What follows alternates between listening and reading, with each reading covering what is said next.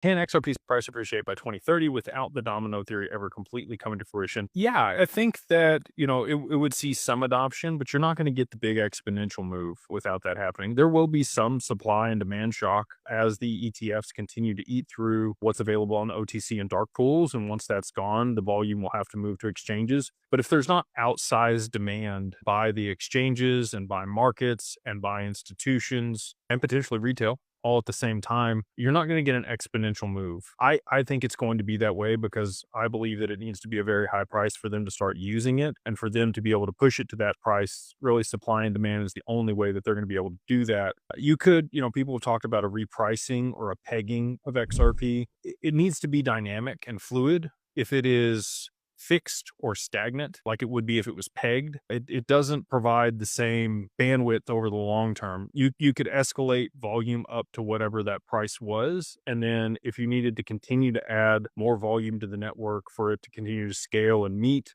the new demands of markets, that were being tokenized, real world assets. Again, I've told you guys, I believe by the end of 2030, 80% of the global value will be tokenized. That's not that far from now. I mean, really just 4 years away. I believe that really, okay, so 5 years by the end of 2030, 80% of the globe is tokenized. And that's a lot of value moving on chain. XRP, I believe, will settle all of that back in. And so for it to do that, I mean, you would need the price to continue to escalate with the additional volume, but it really can't even start moving utilizing the utility or continuing to escalate because of the volume on the network until you kickstart it. A good example of this, we're going to do an event with Canary Capital for the mastermind. When talking with them, they really need an ETF to be $100 million to start getting institutional adoption. And the reason for that is no pension fund or other regulated entity can own more than 10% of an ETF. And their smallest check size that they cut is around $10 million.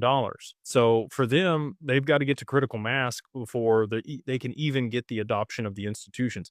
And I view XRP very similarly. It needs to get to critical mass. It needs to have enough liquidity in it before they can start using it in a meaningful capacity to continue to drive adoption and price appreciation. And so all of that being stated, I don't think that it's going to be fixed or pegged. I think that they're going to have to use supply and demand dynamics to push it to a very high price in a very short period of time, because that's the only way that it's really going to work and get the adoption. If that doesn't happen, it's not going to see the high prices that we've talked about.